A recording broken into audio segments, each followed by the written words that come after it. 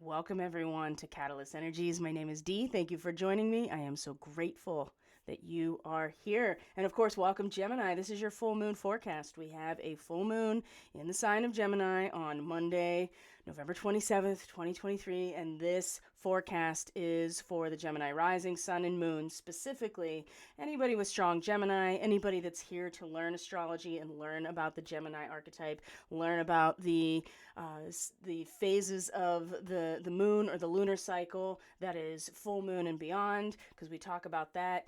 If you have strong Gemini in other types of charts, not just your natal chart, your draconic chart, if you have strong Gemini in your progressions right now, whatever the case may be, this is going to look at the main themes for the next 2 weeks in terms of the transiting astrology, but in relation to the Gemini identified person. So we are looking at a Gemini rising chart. If you're new to astrology, if you want to read a horoscope, a daily horoscope, a weekly horoscope, a monthly horoscope, you want to read first and foremost for your rising sign, because an astrologer will do a horoscope by looking at the current astrology or whatever astrology you're looking at, whatever time frame you want to look at in relation to the houses of your astrological chart. So always look at your rising sign first and then your sun and moon. You can put those three together and come up with a narrative for yourself that makes a lot of sense.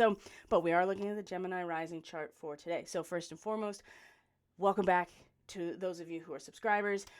Thank you for being here. I really appreciate all of you so very much. If you're new here, welcome. I do these new moon and full moon forecasts for the sign of said new and full moon every month publicly on my channel. So if you want to get more information, you can just link to my website in the description box below, or just keep watching videos because eventually you kind of get the picture. There is monthly subscription options through Subscribestar. That includes weekly astrology reports that go out to that group. We have a regular monthly Zoom call. We have a private Telegram chat. And soon booking is going to come back for readings. I'm very close to putting that aspect back up onto my webpage.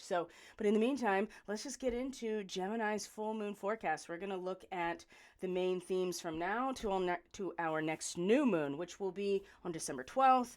There will be a new moon in Sagittarius. So Gemini, you're not off the hook yet, because you can't talk about any sign without talking about its polar opposite when we're talking about astrology. And if that is relevant to any particular sign, it would be Gemini and Sagittarius, especially you, Gemini, because you represent the Hegelian dialectic in its essence, right? Gemini is the twins. Gemini is the duality in play, right? And ruled by the planet Mercury. So as we talk about the astrology for the next 2 weeks, what it means to the Gemini person, what's going on, what houses the transits are in for the Gemini rising person, just keep in mind that the next new moon will be in your opposite sign, Gemini. So it's going to impact you no matter what. So we're going to want to keep looking ahead. Now, the new moon started in Scorpio. This particular lunar cycle started with a Scorpio new moon.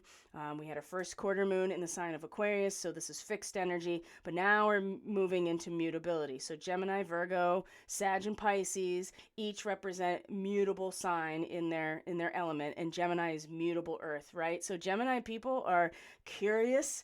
Gemini people are willing to consider the antithesis to any idea, right? And so there's an endless expansion of ideas and concepts that can be observed, that can be thought about. And Gemini people, in terms of being very very curious and open-minded about ideas and truly communicating them. There's a lot of proselytizing that comes along with Gemini people, I have to say, right? And that's part of the Sagittarius element coming out in relationship, which, boy, this is a lot of the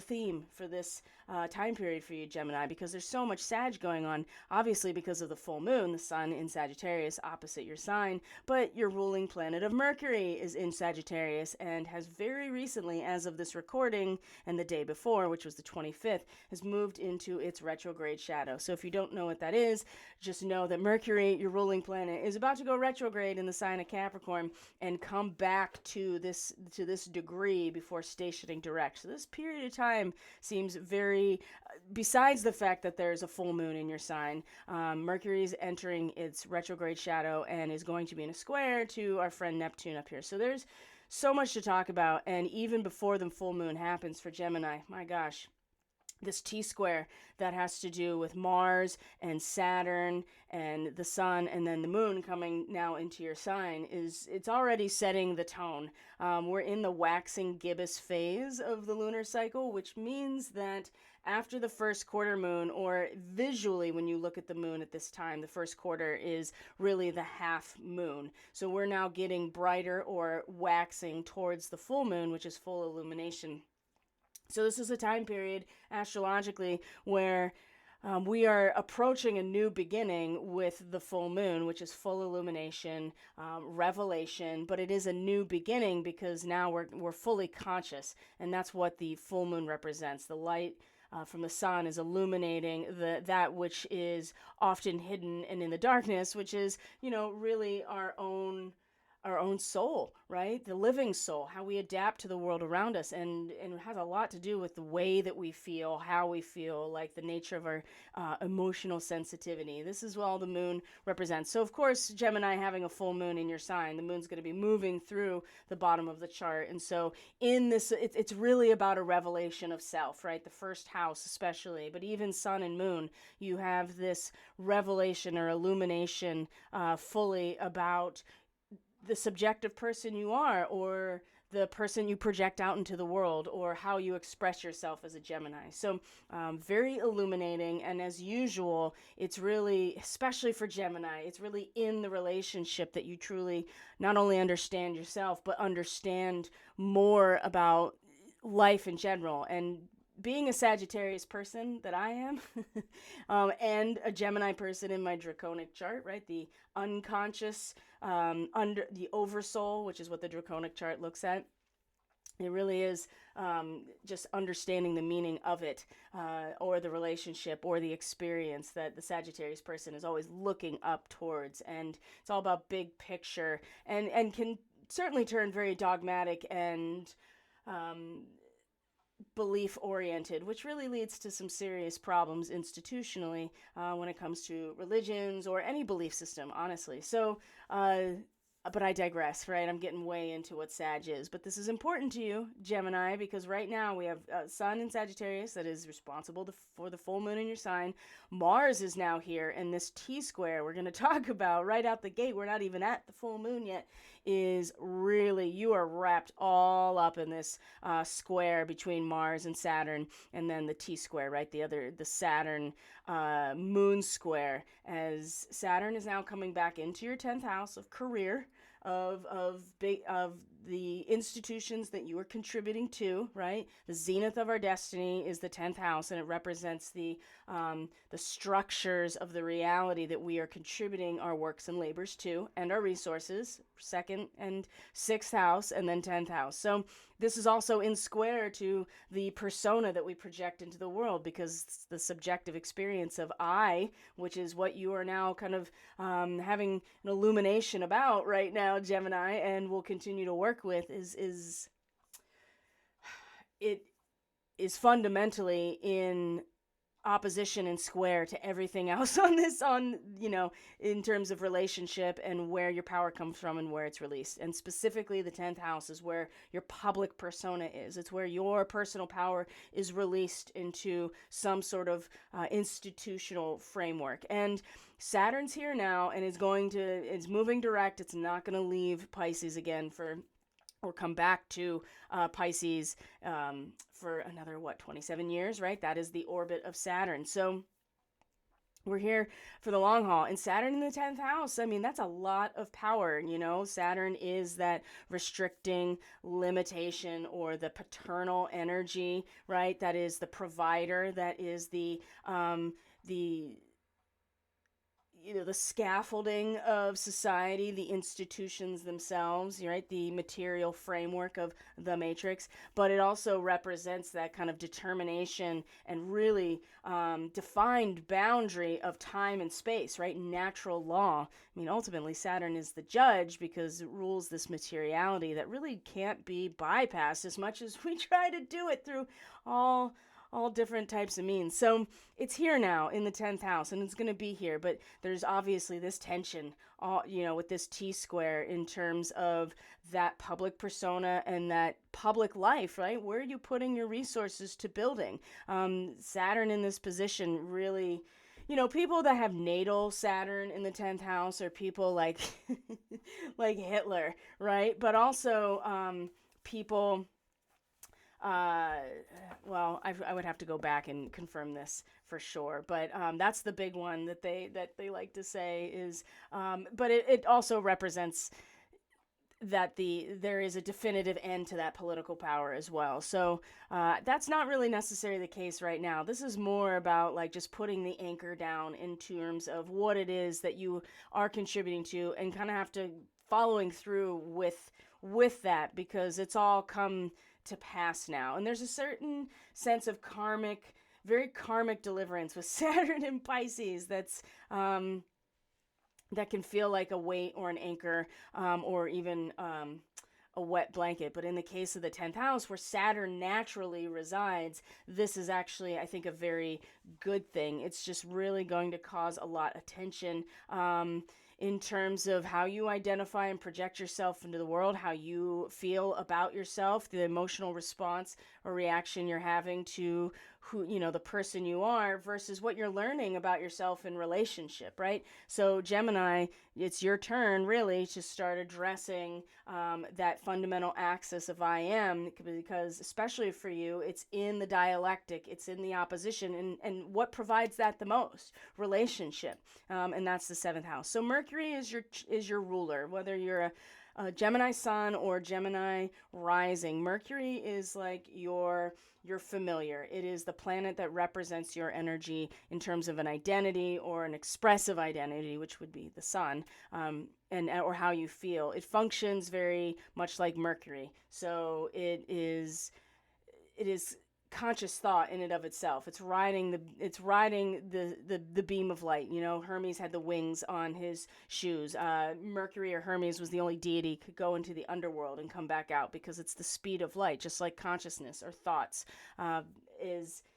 And the functioning of our nervous system, right? Electrical impulses in motion that are having influences on the way we think and taking in data. And Mercury also rules Virgo. And there doesn't seem like there's a lot going on there for the Gemini person right now, except that's where the lunar apogee is. So the lunar apogee is the point of the lunar orbit that's furthest away from the planet in the moon's orbit, and then the perigee right now is up in Pisces. So every time the moon comes into Pisces, it's like the closest to us. So it's been pretty, especially the last one, it was pretty remarkable just how just the flow of experience was just coming through very emotionally clearly, because it's Pisces. I just felt like you just felt everything purging out. At least this was my experience when the moon was here, which was not that long ago, around Thanksgiving, right before Thanksgiving. It was just purging all of this stuff out emotionally at the unconscious level, at the karmic level, right? We're crossing time and space here and just having this massive catharsis. It was just flowing through everyone very personally, at least in my experience. So for the Gemini person, right, this again is about institutions and larger structures and the career that you are committing yourself and your resources to building. This Neptune is going to come up over and over, and not the least of which is that it's going to station direct during this next 2 weeks, Gemini. So Mercury is going to square Neptune at the full moon in your sign. And so we definitely want to look at Mercury as we go through the next 2 weeks, because this is the main planet that represents you. So we're definitely going to start there. But this this T square is worth unpacking for sure in terms of what does it mean to have Mars in a square to Saturn? What does it mean for the moon to be in a square to Saturn? What does a T square represent? And ultimately, you want to look at the point not shown, which is the ghost point down here, which would be in Virgo, to balance out this square so you know where each corner of resistance is actually situated. And for the Gemini person, Gemini rising, Virgo is your fourth house. This is where your personal power comes from. And this is also a territory ruled by Mercury. So then the only thing here is the lunar apogee, like I was talking about. And so, God, I really got lost on that one. I am super tapping into the Gemini vibes, because that's the other thing too. I feel like that very creative, but very ADHD people tend to have a lot of Gemini or significant Gemini in their chart, because being able to focus and being able to give form, or even be able to investigate the deeper aspects of any of the ideas, is very difficult. And in fact, that's a big part of where this new moon just came from, isn't it, Gemini? So the lunar, so it's all over the place, and I'm really sorry, but Gemini, I know you can follow it. So the lunar apogee is furthest away, or the furthest away from Earth, and yes, the moon will come into this area during this next 2 weeks. So there will be opportunity to become very deeply sensitive to and intuitive about, and really get into the feels of where your power comes from. But right now it's this ghost point with this T square with Mars and Sag. Now Mars coming into a seventh house, let me tell you what, it is really important that you are not projecting yourself too much into the personal one-on-one contractual relationships of the seventh house, especially because Mercury is going to come back in its retrograde. So you are definitely not done with all the data you need to collect about who you are in relationships, the relationships themselves, and the power that is generated in those relationships. There is work to be done, Gemini, in this area about yourself. So this is kind of the beginning. And as much as you want to, I think, push forward, and as much as this square from Mars to Saturn is going to be like, you want to just, I just want to, push myself into these relationships, or force them in some way, or just project myself wholeheartedly. A lot of times when Mars is involved with the seventh house, there's a lot of bypassing of the self. So the T square with the moon in Gemini, I just feel like it's going to keep you emotionally kind of pulled into the bigger picture about who you are, who you've been, and who you're becoming. Because Gemini too has a lot to do with that transition from past into future, right? Like how time in this dimension actually, how we perceive it at least. But it also has a lot to do with the rhythmic oscillation of the two peaks of a wave function, right? And it's in that process that we get vibration. And Gemini, you ride the light beam, right? You are riding the wave function of light, just like Hermes does. So you can't forget about that part of yourself. Oh, by the way, lots of Orion stuff involved with Gemini, because the constellation of Orion is currently within the zodiac sign of Gemini. So people with Gemini that have certain star alignments are going to have a lot of Orion starseed traits. And these individuals, it's an asset to be able to get into critical thought without getting emotionally involved, at least to a point. And I encourage and coach people, I guess you could say, that have strong Orion in their charts, to find a way to really embrace that duality as a means to perfect yourself, because that process of practice and discipline is very Virgo. So again, back to Lilith. Lilith is like a primal urge, right? Black Moon Lilith represents that primal urge to fulfill the hole in our soul, that it's only really there for the holy fire, for the divine flame, right? For the creative impulse of life. And Lilith oftentimes will have us try to fill that void with other means that usually distorts and inverts a lot of what this primal divine energy is really meant to be. And I often think about how the story, at least to the biblical Lilith story in some cases, shows what happens when you do that. And but she's like the only piece right now for the Gemini person down in Virgo to be like, yo, it's really the practice, the discipline of being a Gemini that you really draw your power from, your willingness to be organized and kind of perfect yourself, and your capacity to deeply feel, because the fourth house is our root system. And so the functioning of the root system, and the root system in general, the analysis, the crunching of the numbers, right?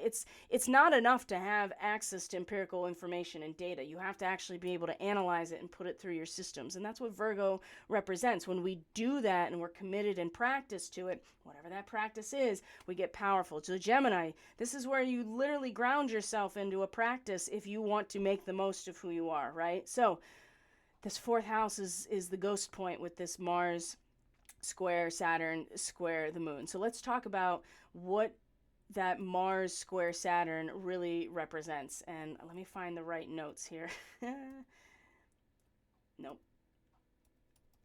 There we go. So it brings, and then this just happened, right? Yesterday. Brings frustration and inhibition, and your desires and needs may grow more robust, right? So, there's a robust, and that's Mars, 100%, in a fire sign in your seventh house. So you're going to feel those desires and needs growing in terms of one-on-one relationship, companionship, being in some sort of contractual relationship like a marriage, or in a business relationship, right? Whatever. The seventh house is about the form of a contractual relationship where you are both parties are contracted with each other in some way, right?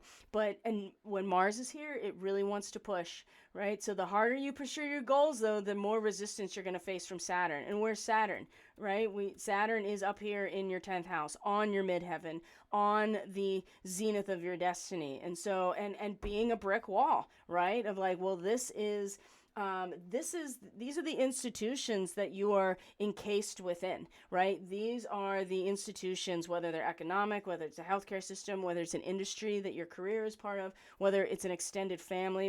What if it's just natural law? You are here, and it's not going anywhere, no matter how much Mars wants to push in relationship land to,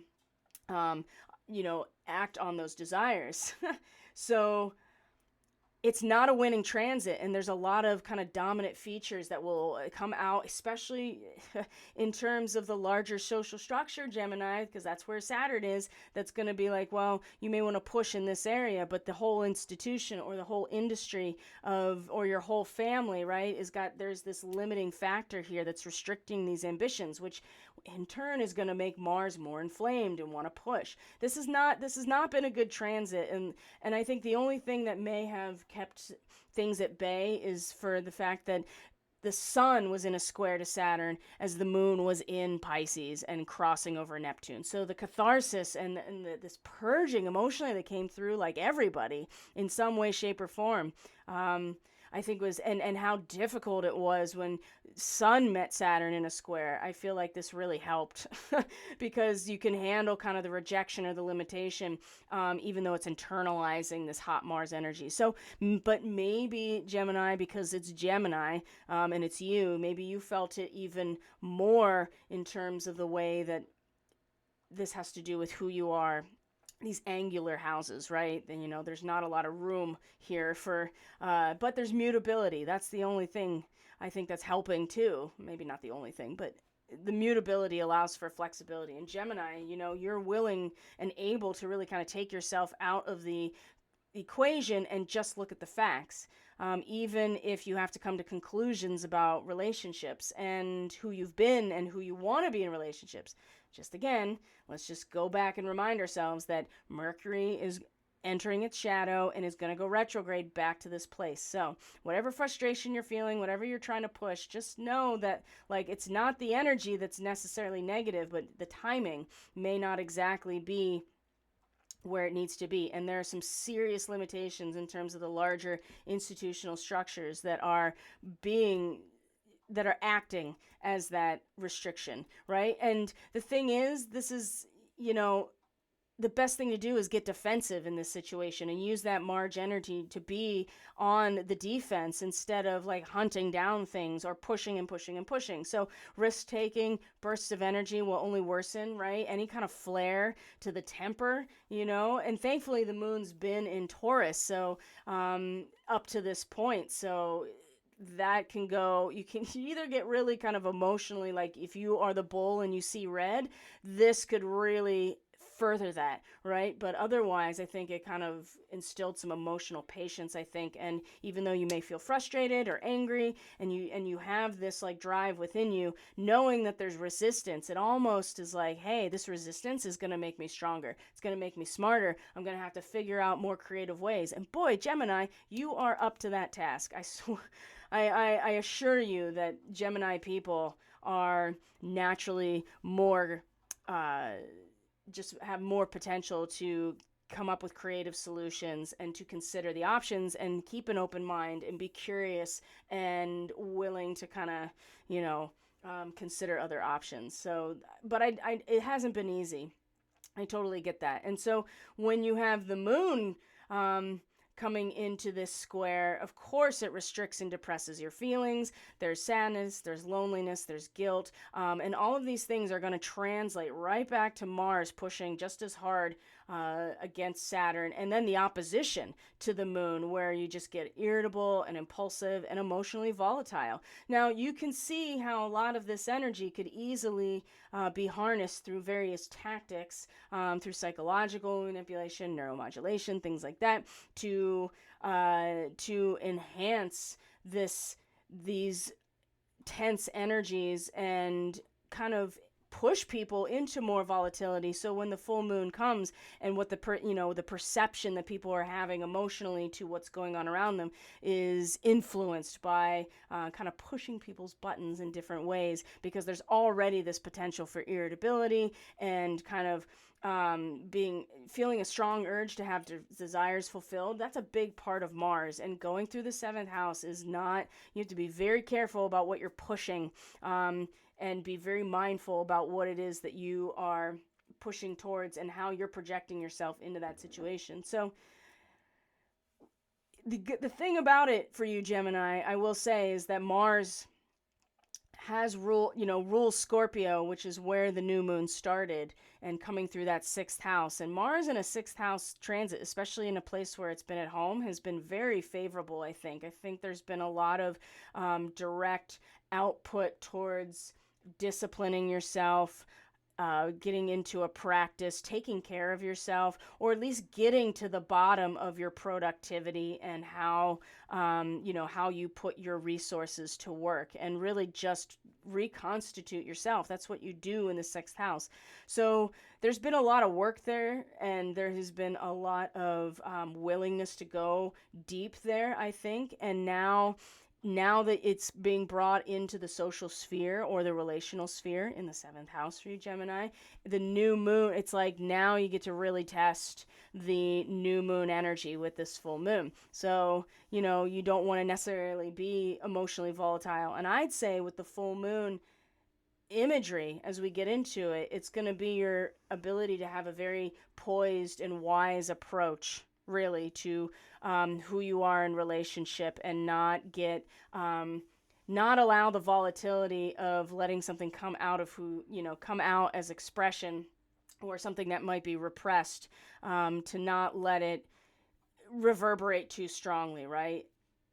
It's important that you're able to see the bigger picture and identify yourself within the bigger picture. And there's lots of things over this next 2 weeks that are going to allow and support that, I feel like. But the moon opposite Mars like this is going to, there's just no way around like this volatility in terms of you as a person, and how it is mirrored back to you in your relationships. So, and you may feel strong urge to have your desires fulfilled, and it's okay. Like, you don't want to just like cut yourself off from this very spontaneous energy, so that you can make the most of it. But just make sure you're aware of your motives, like really address them, because you're less likely to succeed if your motives are selfish. And it's very hard with Mars in the seventh because oftentimes you have to check yourself all the time, especially in Sagittarius, who always thinks they're right. And I say this as a very strong Sag person. It's something that you have to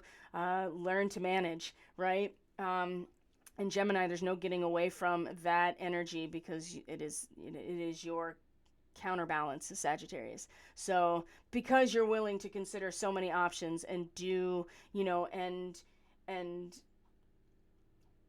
be willing to perceive information, and in a lot of cases, crunch the numbers and analyze it. So just be aware of what it is you're fighting for. And you may also be on the other side of aggression, but considering that Mars is going through your seventh house, I would say you're going to most likely be the verbal aggressor if you're not careful.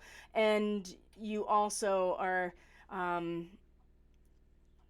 it's just like letting off steam with people. So maybe you need to just find a different way to channel this energy here, if you haven't already. I guess that's what I'm saying as of today, because this is by the end of today, right? You're going to see that this T-square is going to come exact by the end of today, the 26th, which means that the full moon is not far behind Gemini, and Mercury is going to square Neptune, which is a lot of distortion. So you can see how easily you could be influenced, because it's also the other way around. When you're more curious, when you're more open-minded, you're also more able to be influenced in terms of your perception, Gemini. So you have to be willing to consider that part of yourself as well, because you really only learn about yourself and who you are, and the meaning of things in the relationship. When you don't have to actually have relationship with people, kind of like an AI, for instance, it's not real. It's just data collection and then analysis of it and then drawing conclusions. So you can't, without that, cause and effect aspect of relationship, it's really easy for Gemini to just kind of stay in their own thought bubble and not actually have real experiences of consequences, what it means to be responsible, but that's what relationship provides for the Gemini person. So, and I'm thinking a lot of a number of Geminis in my life when I say things like this, and I'm just like, yeah, wow, that's a really, and this is not in any way, like I said, I have the oversoul is really strong Gemini, including the Gemini sun, so I get it. And I have Gemini people in my life now, so I totally get it. And how do you balance yourself, right? How do you be balanced without getting caught up in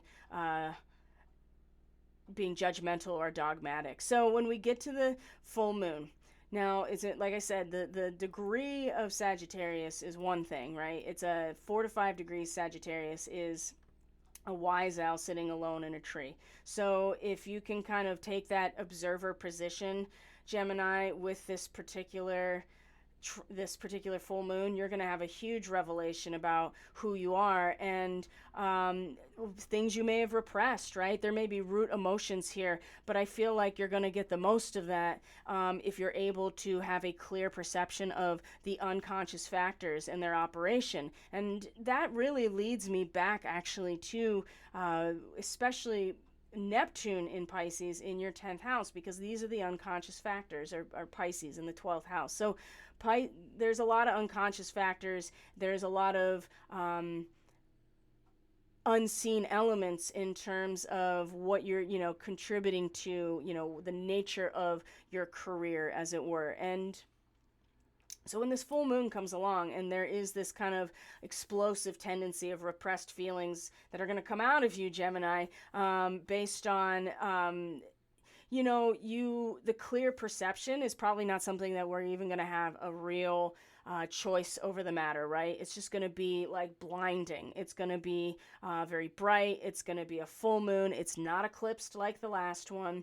And I wouldn't say that we're about halfway between the apogee and the perigee. So it's going to be kind of, average size in terms of how close it is to us. But I think that the clear perception of unconscious factors in their operation is going to be a big part of why it's going to be like so, eye opening and emotionally influential.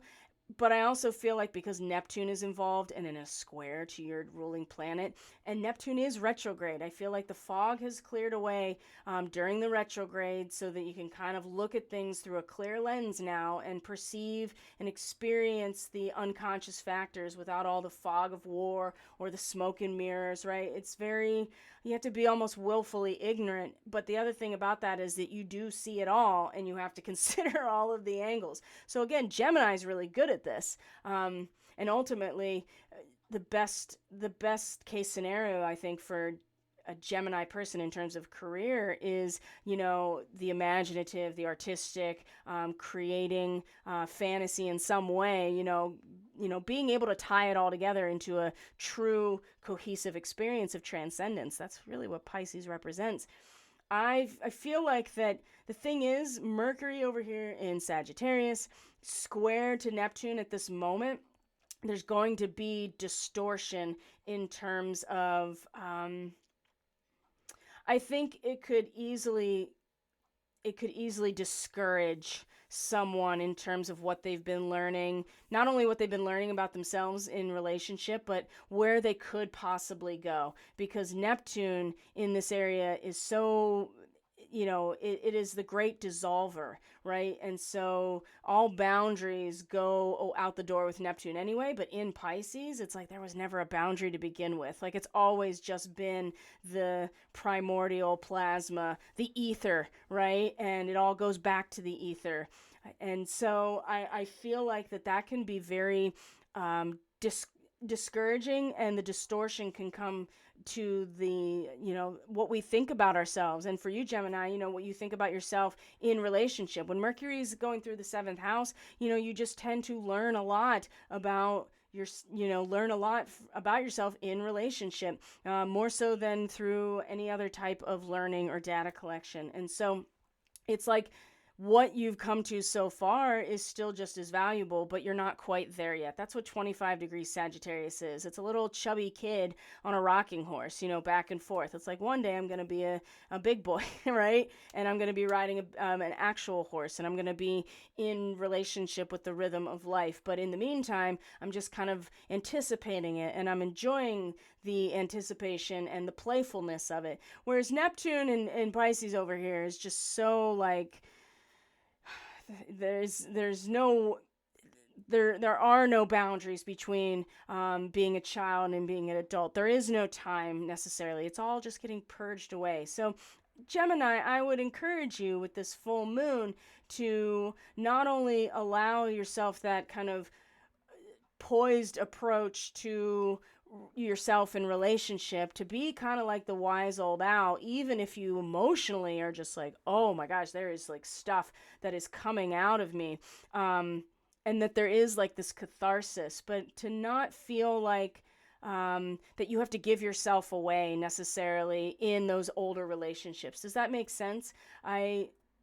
When you have Mercury square Neptune, you become really vulnerable to other people that are trying to basically take advantage of you, right? Loan sharks and pushy salespeople and every manner of grifter you can imagine. Mercury square Neptune like this, especially Mercury at its weakest in Sagittarius and Neptune at its strongest in this degree of Pisces. It's like, you need to protect yourself against all these different, psychic vampires, grifters, whatever. Stick to more practical activities like music, dance, or creative. And I feel like doing something creative, something that you really enjoy, something that is in relationship to other in some way, that, you don't have to, it doesn't have to be necessarily the full understanding of it, but you can at least play at or enjoy some version of yourself in relationship. But I do feel like it'll be very easy to kind of just get taken over emotionally in a lot of ways by what is coming out with this transit. It distorts your thinking. It's very confusing and complicating. You have to be very clear with your communication. Clarity and lack of clarity and misrepresentation is huge in terms of giving or receiving instructions. Anything that you're doing Mercury in the 7th house, you signing a contract, right? You're coming into some sort of coalition, a marriage, right? Stuff like that. In terms of the actual planning of and details that go along with a relationship like that. So be very mindful about what you're committing to. And you can't afford, none of us can afford like even white lies, right? Because you just have to keep kind of covering it up and covering up. So your imagination and potential for deception can lead to sticky situations, right? So Gemini, it's really easy to consider all of the options, right? That you let your mind wander honestly, and you're willing to consider all options because you know deep down in your soul that that for every thought there is an antithesis, right? The Hegelian dialectic is pretty much breaks down to that. The trick is the alchemy of those things. Otherwise, you just get lost in the endless threads, right? You're more susceptible to believing conspiracy theories and strange and extreme spiritual and religious views with a Mercury square Neptune. Again, Mercury is at its weakest and Neptune is at its strongest. So just, this full moon, how do you get drawn in emotionally to all of this, but how do you learn as much as you can about yourself in the face of what is what is being purged at the societal level or the institutional level of what you've been part of, what you've been contributing to.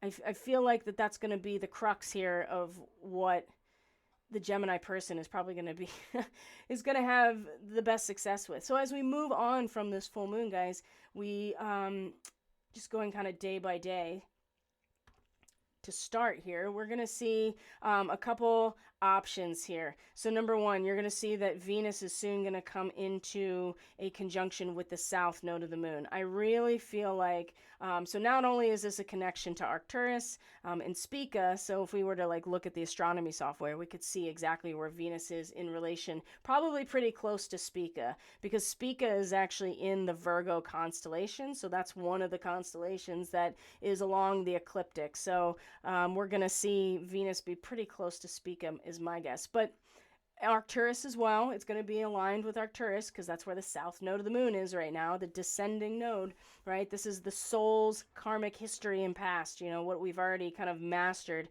at a soul level. And this has a lot to do, I think, with, 24 degrees is that third stabilizing piece, so like a tripod, right? You have two wings of a butterfly, for instance, and then there's a third wing that is built on the right side, which is, or is it the right side? That's a good question. It's very specific in terms of, but it's not even actually going to be in conjunction there. Never mind. It's going to be in conjunction to 25 Libra, which is the sight of an autumn leaf, kind of draws the pilgrim to see the full picture. The idea that even in Libra, when you take into account two sides that are naturally opposing, and you eventually find the balancing point of those two positions, then you see the big picture. You become aware. And Venus in this area of the 5th house, I do feel like that there's something to be said about your creative power right now, and what satisfies your passion. With Venus in the 5th house, being able to create artistically from your own expression has been enhanced with Venus especially in her home territory of Libra, right? She's the ruler of Libra. So this connection here, I think, is one of those moments that you can finding an outlet, an artistic outlet in some way, an expressive outlet in some way, really just dig deep to know that to just, I would say, for your own sake, right, to express yourself in a way artistically or otherwise, in a valuable or meaningful way, even if it's not meant for any other reason other than to get this out, express yourself in terms of, I can really, this is the big picture of it all. I can actually see, from start to finish how it all blends together, because I feel like that this type of awareness is very important for you, Gemini, to really get out of what you've been experiencing. Especially since, I would say, the solstice, just because that's, and early June, right? Coming into Gemini season, and then coming into, so after the eclipse, certainly, but really June into May into June, right? The end of May into June, until this point, right? This last 6 months, I guess you could say. I think it's been, I think there's been a lot going on for Gemini. And a lot of the energy, if you look at the chart, it's all sitting right now, it's all sitting up top, except for these few things, which is Venus and the South Node and Lilith. So there's a lot of very deep, primal, soul-oriented things that are not necessarily accessible to the conscious awareness right now, but something we all deeply feel. And then Venus is giving it a sense, like something that's palpable. So allow her to assist you in expressing yourself. Let's put it that way, right? So she's giving you an outlet that's very tangible, that is very balanced, it's very symmetrical, very harmonious. And fifth house is whatever your passion is, right? So if you create art, if you sing, if you just have something that needs to come off your chest, right? That you got to get something out of your heart. The fifth house is our gift to the world. So whatever that is, it can be anything playful, something that brings joy. Maybe it's something that you express tears and sorrow. Whatever's authentic to you as you expressing yourself is the fifth house. So I feel like this is one of those moments of like, okay, you get an opportunity to really find that voice and that expression, that authenticity that says that, like, oh yeah, at a soul level, I know, I see the big picture here. But this is, you can make it tangible with Venus, or just give it more value in that moment. I think this is going to be very important, because there's just so much that's being learned right now by the Gemini person. And because Saturn and Neptune are in your 10th house, I just feel like that it's, there's so much at stake for the Gemini person. And, just to bring awareness, who is our double, triple Gemini person, right? It's Donald Trump, his Sun in Gemini, Uranus in Gemini, North Node in Gemini, all in the 10th house, right? So, he's not a Gemini rising, but he's got all this Gemini in his 10th, and this is a house that's really getting, is really just having a lot of, I would say, conflicting energy with Saturn and then Neptune. They basically represent, the material reality, and Neptune is like, yeah, there is no material reality. It's all ether, right? And so I think for Gemini people, this has been this has been incredibly confusing. I would say so much is coming out of relationship here for you, Gemini. So this moment here of like your gift, whatever it is, I think that giving it some tangibility is going to be very useful and healing.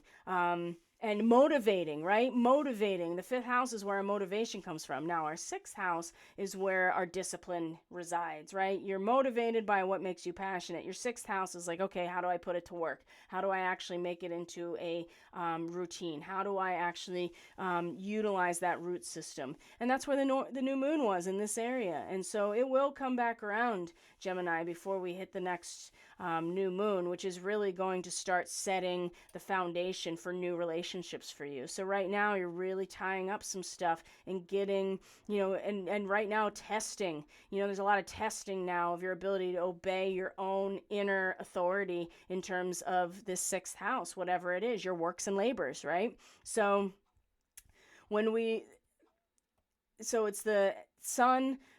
Speaking of which, the sun does quincunx Jupiter. So now let's kind of talk about Jupiter a little bit, because it's going to come back up, and Jupiter rules your 7th house. It's over here in the 12th house, just kind of holding some sort of space over in the unknown and the unseen, just like Uranus. Things are changing over here, but you don't really, it's very spiritual, and it's very astral. There's no definitive societal changes. That's up here in the 10th house, but these are definitely changes in the woo, if you know what I mean. So the sun comes out of quincunx to Jupiter, which rules this house, this 7th house.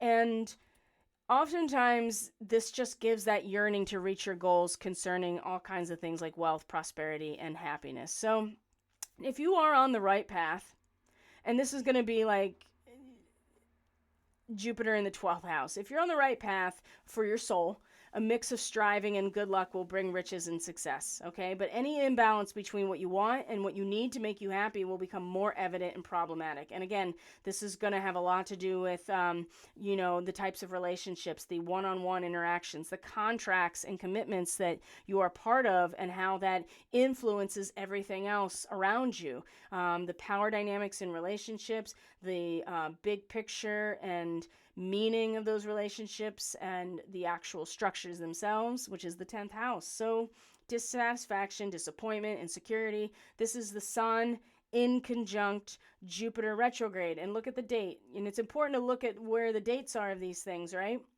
This is on Thursday. So we're still at the end of November here, still in our full moon phase, and we have this in conjunct with these two.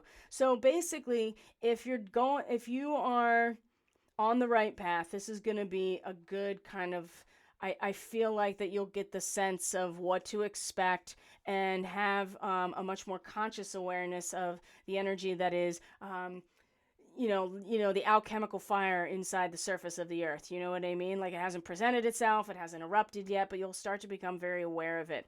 But if you're not on the right path, you're going to get a lot of things to push you onto it anyway. And either you'll have to reassess your goals, and I think it sucks, but it's definitely worth it.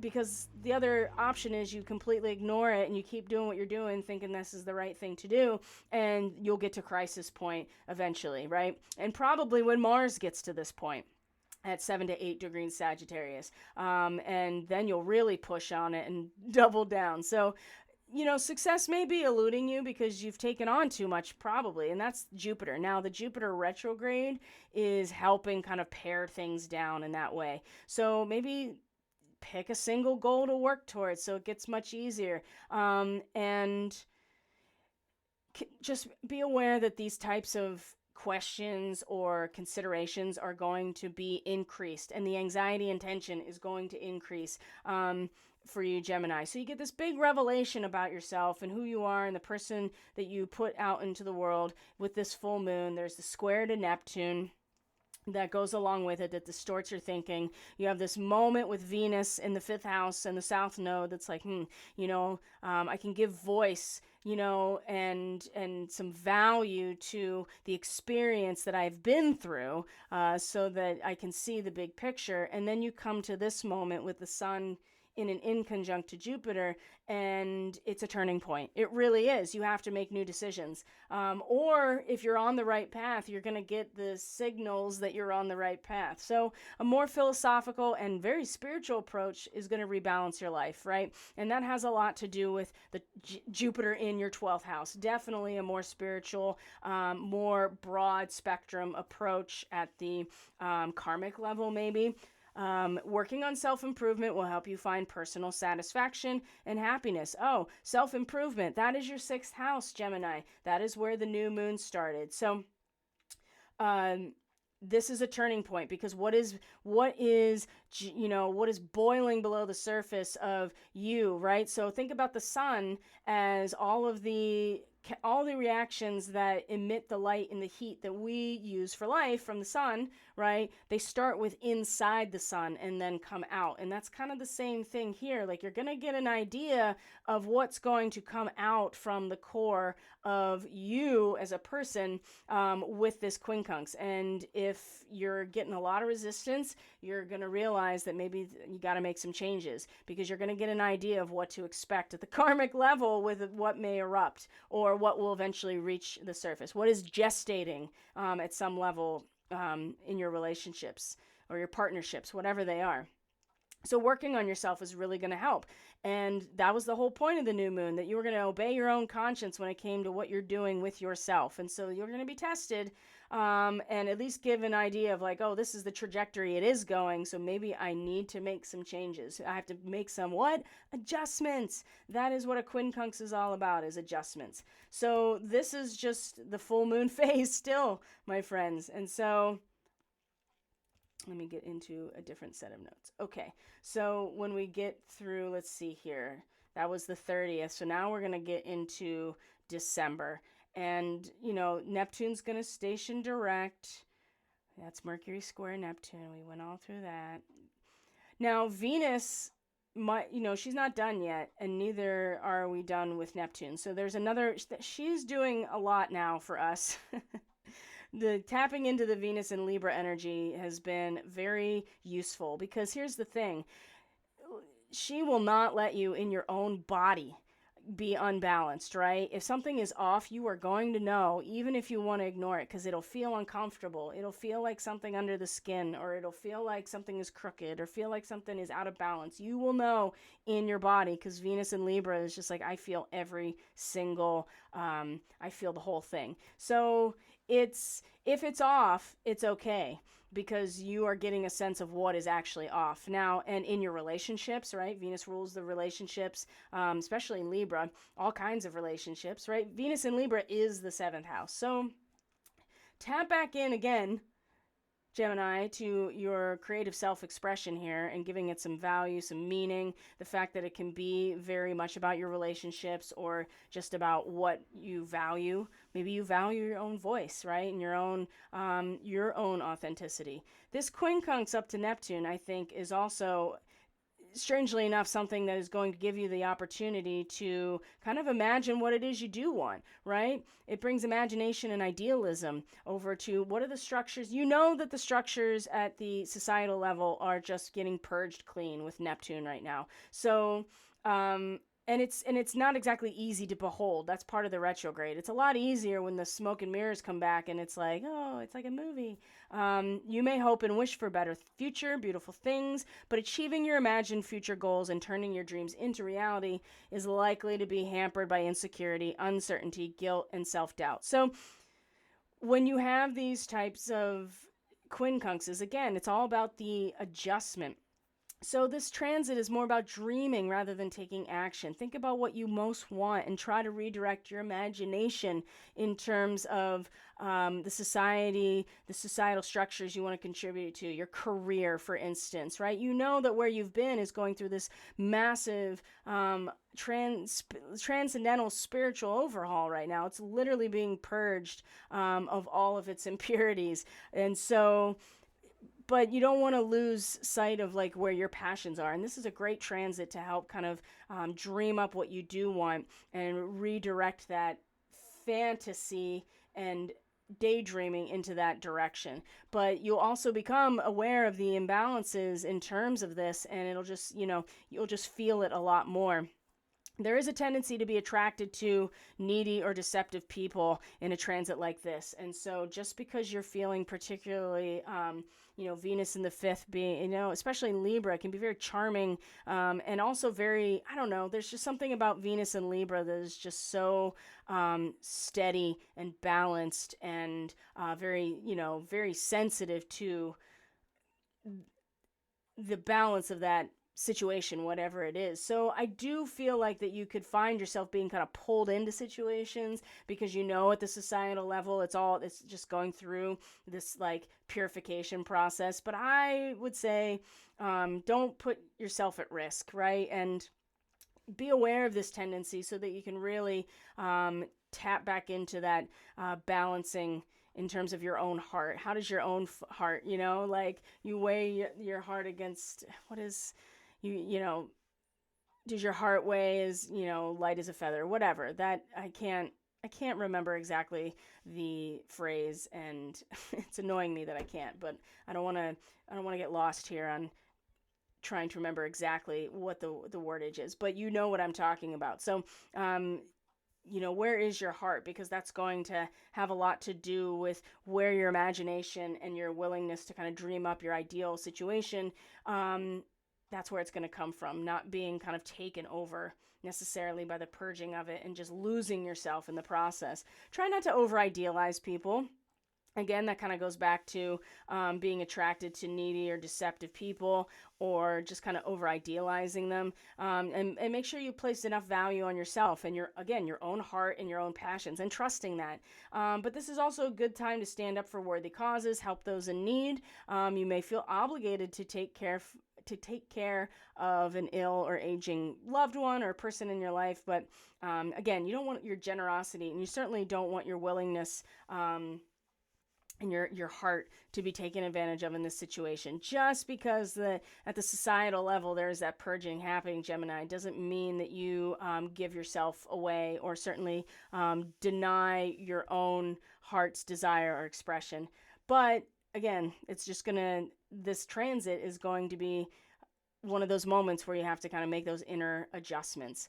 Now, Mercury is going to move into Capricorn and then come into a sextile with Saturn. So again, we're going to keep watching Mercury here. And we're in Friday, December 1st. Mercury moves into not only Capricorn, but the 8th house for Gemini. So this is the territory where Pluto has been since 2008 and is making its last stand. This is the house of shared resources. This is the house of power dynamics. This is the house of occult energy, right? 8th house is anything that is generated that is more than the sum of its parts, right?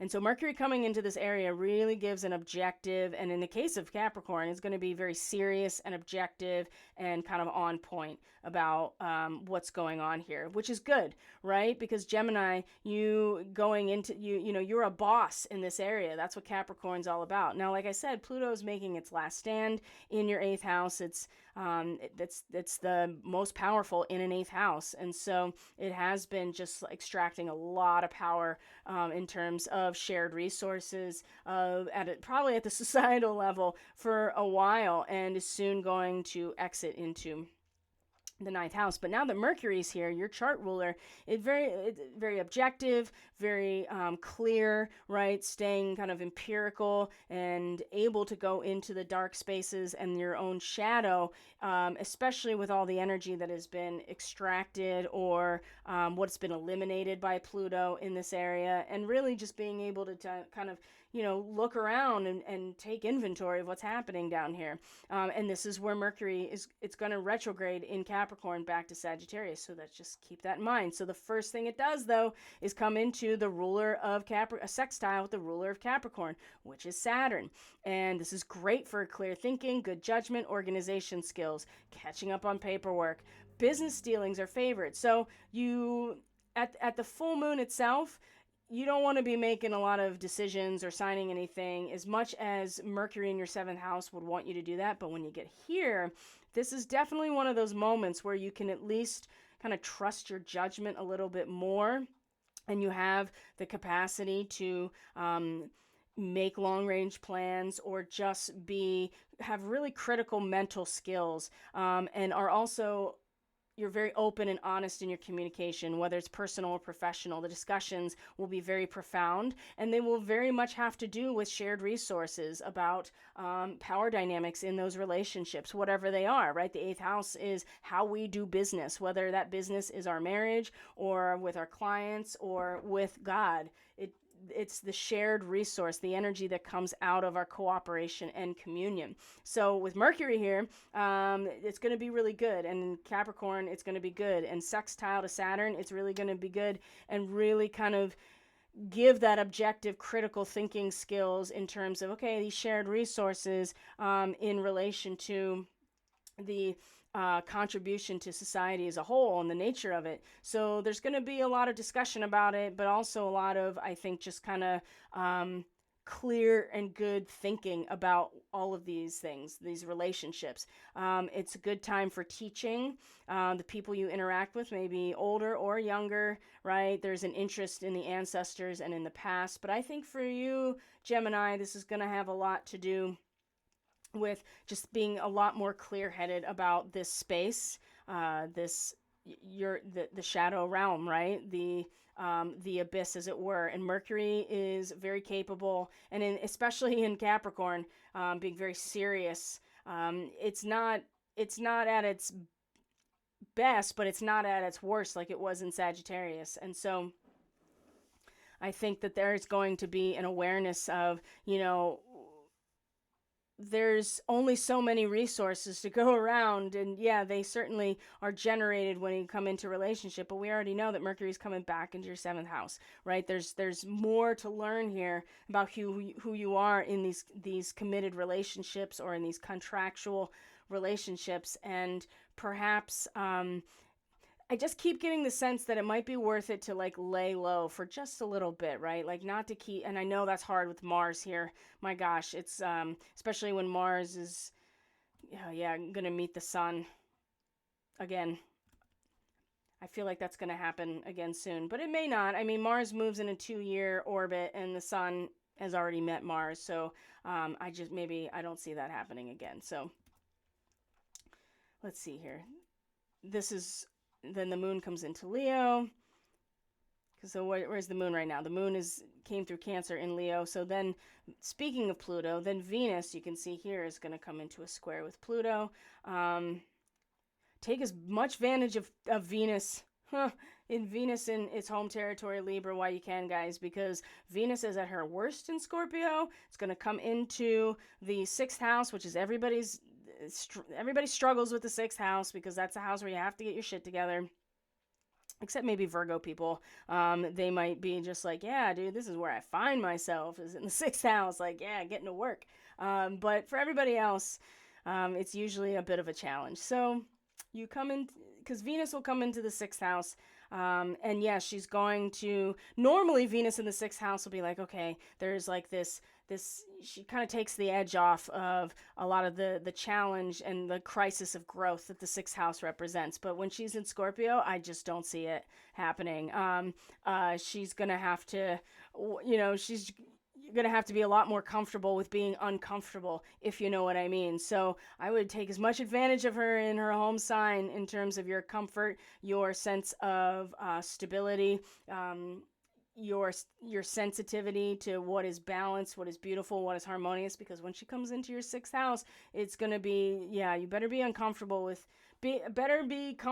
being uncomfortable and going deep down to the bottom of things, because that's going to be, I think, where you're going to learn a lot of stuff. So in the meantime, before that happens, she's going to come into a square with Pluto in your 8th house. And this normally can have a very profound effect, and I would say on your love life, and that's very broad, okay? It doesn't have to literally be like your romantic relationships or your sexual relationships, because Venus in the 5th house, yes, that's romance, that's dating, that's lust, that is charm and charisma, but it also is just whatever you're passionate about, what you do love, and Venus gives that an actual, like, palpable form, either a relationship or a project or a resource of some sort that you invest in. But the 8th house is where those, where that energy is directed in order to create something more. And power and control issues may come up with this square, right? Simmering tensions can surface, manipulative behavior like jealousy or possessiveness, and then at the root of these behaviors are a deeply buried fear or insecurity about not feeling loved or valued. So you may be subject to these behaviors from a partner as well. So it can get really dicey here. Threats and ultimatums, unhealthy relationships break down. Even a well-based relationship is going to need to withstand intensity. So this Venus square Pluto like this, as she's about to come into, the house that Pluto rules for you, which is Scorpio, I think that whatever does come up here, and whatever power and control issues might arise and the simmering tension that's going to surface, just know that there is something that you're going to want to take with you into the next stage of Venus and Scorpio in your 6th house. Like whatever it is that comes up, and realize again that there is a deeply buried fear or insecurity about yourself, your authenticity, your passions in relation to how it has generated power in society or in your relationships. What's the quality of it has been. And like I said, Pluto is making its final stand in this area. So once it moves on, the emphasis here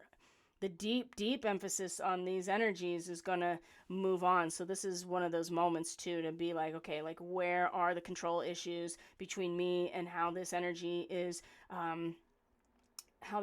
generated, how these power dynamics are generated, how this influences my own shadow, my subconscious, what's going on there. So just, it won't be very comfortable, I should say, but it's definitely going to be one of those moments that's going to, a tense moment that's going to bring out quite a bit.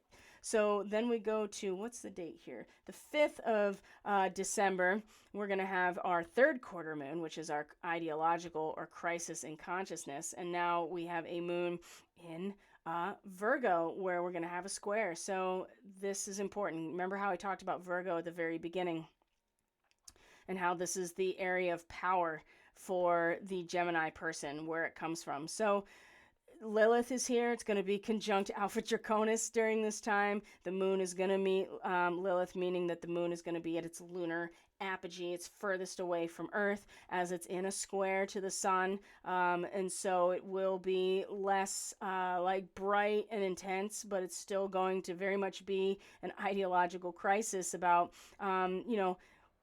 your sensitivity to the core of who you are in square to how you're identified with, your relationship. I think that there's going to be a lot of confrontation with the Gemini person in terms of where their individual power stems from and what is being brought to light in terms of their relationships, who they are in relationships, who they've been in relationships. And it's really just going to, I think that ideological crisis is just going to like distill everything down to, well, where does your power actually come from? There's so much here, Gemini, about being able to move forward from where you've been, and kind of getting out of the mindset of who you've been and the mindset that has gone along with who you've been. And so each of these stages seems like it is challenging that and kind of forcing you back into, well, who do you want to be, right? And being honest about who you've been and how you've gotten to this place, especially if you're not feeling it, and then being aware of how you can move into who you want to be. And that's going to, again, has a lot to do with where your power comes from, which is your capacity to be disciplined and detail oriented and to analyze and to actually put those root systems eventually to work. Because in Scorpio, you get to the bottom of something. But you have to be willing to go very deep, Gemini. And Gemini people don't want to. They want their ideas to float on the wind, right? They want their minds to float on the wind. But this is why the 6th house, the Scorpio, which is fixed water, it's your own abyss. This is why it's so difficult, but it's a big part of what you have to do, I think, to be successful with this entire lunar cycle. Now, the moon will be disseminating at that point right before we get to our third quarter moon. So it's been really giving a message this whole time. So I hope we've all been listening, but for you in particular, Gemini, the good news is that the moon will then come into a trine with Uranus right after that. So that'll help in some ways, just kind of let you be spontaneous it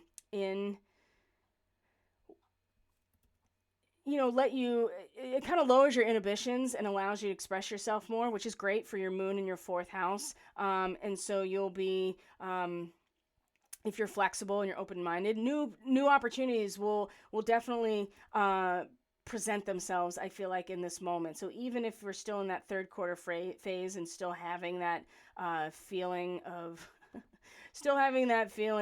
ideological crisis in terms of how you feel, where you belong, and what is kind of surfacing in terms of your relationships, who you are in relationships, then this, I think, is going to open up some doorways, kind of out of nowhere, right? Like the unexpected coming at the spiritual level, coming in and allowing for some stability, I think, and kind of a training point. So, hold fast, Gemini. If you're really still struggling and you really are feeling the crisis in this third quarter moon, just know that, I feel like something just right after is going to present itself as an opportunity to, to kind of train you emotionally, right? To give you something to stabilize you or give you something to work towards in this way, right? Because again, it can be really discouraging. And I think that's a lot. I keep getting that message, like ultimately, Gemini, that it's going to be very easy to feel discouraged about certain things. And one of the Gemini tactics is really just to like stay in your head about it and not actually make decisions or take action or transmute anything from where you've been in order to propel you where you're going or want to go. Venus is going to trine Saturn, though, so that's one of the good things, I guess, coming into Scorpio, even though she's at her detriment and at her absolute worst in Scorpio. This trine to Saturn is very ideal for committing to a relationship, and I would say this is very ideal for making a long-term investment in yourself, okay, Gemini? Invest in yourself. All relationships can benefit from a sensible approach and steady affection. Existing relationships will enjoy closer bonding and stability, and since we're talking about Saturn in the 10th house and what is very much where that limitation but also where that power really sits, I think that this moment here is, there'll be something, with the moon in a trine to Uranus, likely something that kind of comes out of the woodwork that you're like, oh, that's a new opportunity. And then this, you're going to have to let go of something about how you've done things, right? But be willing, and there'll be some nostalgia. I do feel like it, but at the same time, that you have to, move forward, and you might not even plan to let something go, but you kind of have to. But it's one of those moments where it's a good time to really make a commitment to something and work through a problem and find a solution. That's also great for Venus trine Saturn. And we're talking very emotional and in areas of life that are very material. So I think this is a good thing for you. Although I do see you have to like fully permeate, like you have to give yourself and allow yourself to flow out into every part of the experience. It's like a chrysalis bursting open, and unless you're like completely dedicated to that process, it's going to feel like a tragedy. But there's something about the trine to Saturn that's like, don't worry, like you can commit to this process knowing that it's going to pan out in the long run, and stabilize you at that level of public persona and power, right? Your career.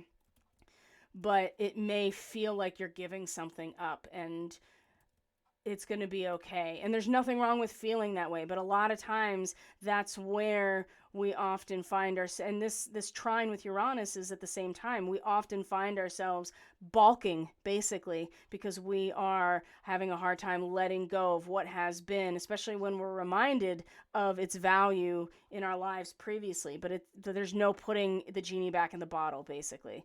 So I really like this transit for you. Now, right after this is where Neptune stations direct, and the moon goes into Libra. Now, let's see here.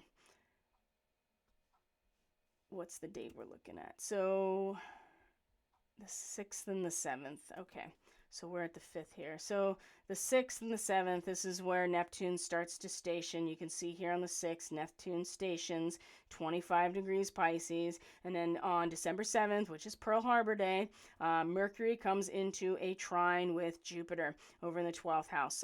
The other thing, too, is that Lilith is in an opposition to Saturn down here in Virgo. And again, that primal urge down here in Virgo, in terms of your own root system, is going to create this incredible amount of potential energy in this opposition. But I really want to focus, and the moon is in Libra, so you'll have a lot more access emotionally and intuitively to that creative, heartfelt expression. But I really want to focus on Mercury, your ruling planet, in a trine to Jupiter, 120 degree angle.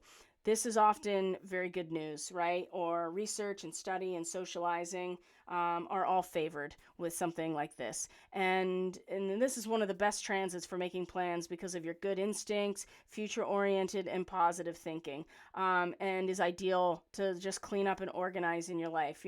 This is a great transit to plan or set off on a journey, long distance travel, open mindedness, and progressive outlook enable you to increase your general knowledge and expand your horizons. Business dealings should go well, time for entering into contracts. You can meet a range of people with social activity, right? Remember how the sun was in a quincunx to Jupiter and we needed to kind of adjust ourselves in the face of that. Well, this is a trine, right? It's a very stabilized influence. You don't really have to do anything or be influenced by it to feel the stabilization. And I think this has, I feel like that what you'll find here is that if you just kind of calm your mind and the allow the how do I say this? It's like calming the mind and kind of tapping into this space in particular, right? So maybe your communion with your higher self or communion with that which you call God or supreme being, whatever it is. Maybe you're just having more of an objective and empirical and rational approach to this area of power dynamics and your shadow, whatever it is, like allowing some sort of truth to come through and to come through that clear mind in this area, I think is going to really, and what's going on with Jupiter in the 12th house, I feel like this trine is really going to give you a sense of where things could go. And then it gets a little bit better, right? And optimism and good news. So it's not all bad. I'm just cautioning the Gemini people to know that there's going to be resistance and moments where you're really, really challenged right now in terms of where you've been and where you're trying to go. And you might have moments where it feels really hopeless, or you feel a lot of challenge, but there's a lot of opportunities here to have insights into where things could go and feel a little bit more encouraged about it. But there's a lot of stuff you have to let go about who you've been, and that's, I think, one of the biggest challenges, obviously. Because a Gemini person can just be like, oh, I'm this person. Well, now I'm that person now. And not even like go into the deeper abyss of the self and the type of power dynamics that were created even in that transition. Now, Venus, speaking of Venus, is going to be opposite Jupiter. So Mercury has this trine, and then within the next couple of days, Venus has this opposition. And again, this can be... and this is about the 9th, and the moon will be with Venus as this is happening. So we'll be much more sensitive to Venus and Scorpio, which is, she doesn't want to sink to the bottom, right? She wants to be comfortable. She wants to be, have her physical senses appeased. She doesn't want to sink to the bottom, right? She doesn't want to go into the swamp necessarily. So an opposite Jupiter right now, this is great if you want to indulge yourself, and Venus will do that in Scorpio, in the darker side of things, the taboo side of things, you can use your imagination here with Venus and Scorpio. So indulging yourself, great for partying and stuff like that. And this is opposite Jupiter, so it's even more so. And a lack of self-discipline and motivation to work means the timing of this transit is critical. If you're on vacation time, by the time this happens, next weekend, you're good to go, right? And keep in mind, too, that it also is going to allow you to kind of do a deep dive without having to do too much work. But if you do have to do some work, it's going to be really hard for you to get, especially the 6th house is all about work. It's going to be very difficult. You might find yourself really sinking deeper into a place rather than staying focused on the details. But I would just extra precaution, right? Don't overindulge. And I would say don't go down the rabbit hole too deeply at this point, just because Venus has a hard time getting out of that space. even more so than the moon. The moon is just, you just feel it because you're just picking up on the reflection of it. But Venus is like you are living it in Scorpio, and it's very hard to have that space, or to be in that space. So Gemini, let's see here. That's going to be next weekend. So our next new moon is on the 12th, and it's going to be in Sagittarius. It's going to be in your 7th house. So you know too that the next new moon is really starting to set the a whole new cycle about like growing into the person you want to be in your relationships, whatever those relationships are. So you're still working through this whole cycle about obeying your conscience when it comes to the work on yourself and what that means, what your works and labors are, what your service is, right? Obeying your inner authority in that moment, despite everything else outside of you, which is most of where the astrology chart is, everything outside of you, except for Venus down here. So Mercury is going to sextile Venus, speaking of Mercury and Venus, right before this happens in our balsamic moon. These two are going to be in a sextile to each other. And again, there's going to be an ability to really kind of get to work and have a fun, it's very friendly influence, right? Especially with Venus in the 6th house, right? At least she's going to feel a little bit motivated to do something. But socializing is going to be more enjoyable, a willingness to kind of reach out and face your fear in terms of how you share resources, and how you develop, how you commune with people and what it creates. And there's more opportunity with a Mercury sextile Venus for closer bonding and expressing love and affection more efficiently. So I think there will be a little bit more of like, okay, I'm ready to kind of step forward, face my fears in this way, and start to pull myself back together, or look towards who I want to be, and start working on myself in order to get to that point. So this type of transit too is really great for that. It's a great opportunity to resolve conflict or break down barriers to progress. I feel like that it's Mercury, your ruling planet of Mercury up here in the 8th house is really going to be the positive influence of Venus down here to be like, okay, let's get to work on these areas of myself, my healing process. How do I, what are my practices and my disciplines? What's my daily schedule like, right? That having a routine is essential. And whatever it is, and a discipline is absolutely essential in terms of perfecting yourself. And and that's really what this whole cycle has been about for you, Gemini, is that new moon in Scorpio in that area. So you're going to get nice big revelation with this full moon about, who you've been, and letting it come up and out. And having some gratitude, I think, for the relationships that are troubling, and that I'm getting a really big hit on this one. The ones that have been challenging, that have caused you the most grief and strife. If you can, especially when Venus hits that south node in your 5th house, I think that's a moment where if you can find it in your heart to be like, oh man, I really see the big picture. Even if you have to write it in your journal, or make a piece of art, or maybe just say your piece in some way, shape, or form, I think that's going to have a huge and profound impact to help clear away the debris of where you're going. Because despite what's happening at the societal level and the huge catharsis at the institutional level for you, Gemini, that's happening, you don't want to lose sight of your opportunity to always remake yourself in every decision, right? But that does require a willingness and a discipline to go into the deeper corners of ourselves and really do the hard work. It's not easy. It's frightening. But Gemini, this is your work, right? And this full moon is yours in order to not only do that for yourself, but also to be our, to be our representative for this process. Because we're all going to go through this Gemini full moon together. So my friends, I'm going to leave it there for this full moon forecast. Thank you so much for being here. I really appreciate all of you so very much.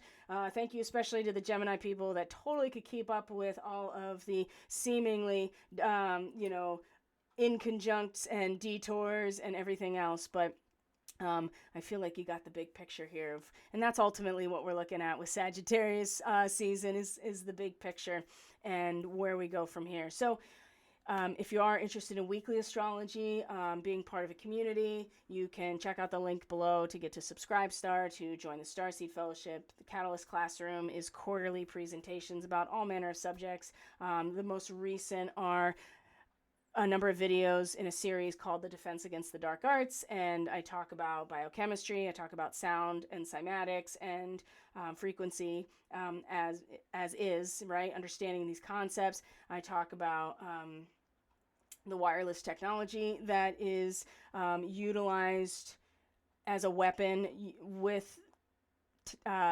frequency-based technologies, right? Either we're talking about wireless technology, light, sound, all of these things. So I did a whole series of videos and presentations for the monthly subscriber base, going into all of the details of that, and then a bonus presentation, which was my Reiki class for all those subscribers. So if that sounds like something you want to invest in, you can get all your information in the description box below. I will be opening up booking for personal readings and Reiki treatments very soon. So just keep an eye out for that. So Gemini, I'd say truly enjoy the full moon, because it's going to be a whopper, and very eye-opening, truly, about who you've been, who you are, and boy, it's just opening so much opportunity for you to be the person you really do know that you are meant to be. So we all appreciate it, since you're the ones like taking the brunt of it this month for all of us. So that being said, I'm going to sign off. Thank you, everyone. I truly appreciate all of you very much. If you like this content, please subscribe, like, share, comment, all that stuff. It definitely does help the channel grow and reach a larger audience, and that's always good. So take care, everyone. I hope you had a really lovely Thanksgiving, and I'll see you on the next video.